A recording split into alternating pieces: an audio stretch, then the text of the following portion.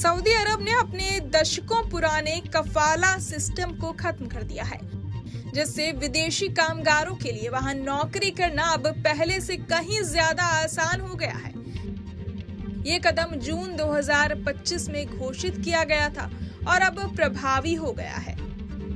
कफाला system क्या था?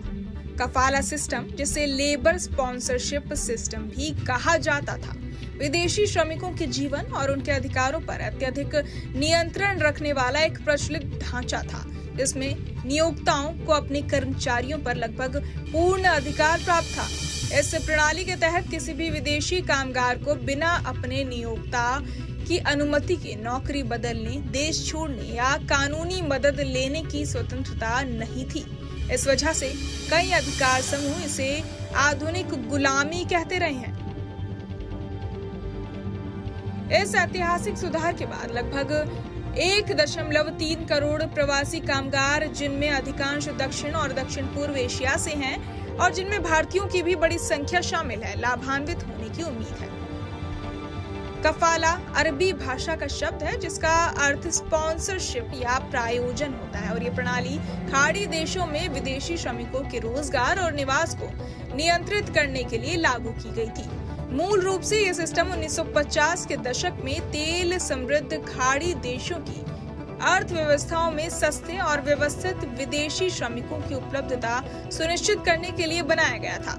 इस प्रणाली के अंतर्गत प्रत्येक प्रवासी श्रमिक किसी स्थानीय प्रायोजक या काफिल से जुड़ा रहता था, जो उनके निवास, रोजगार और कानूनी स्थिति पर नियंत्रण रखता था। शुरुआत में व्यवस्था श्रमिकों की सुरक्षा और उनके रहने खाने के इंतजाम के लिए बनाई गई थी, लेकिन समय के साथ ये श्रमिकों के शोषण का जरिया बन गई। नियोक्ता अक्सर श्रमिकों के पासपोर्ट जब्त कर लेते थे, वेतन देने में देरी करते या मना कर देते थे और उनकी आवाजाही पर रोक लगा देते थे। इसके चलते कामगार अपनी मर्जी से घर लौटने या अधिकारियों से संपर्क करने में भी असमर्थ रहते थे। इस स्थिति ने कई श्रमिकों को शोषण और असुरक्षा की स्थिति में डाल दिया।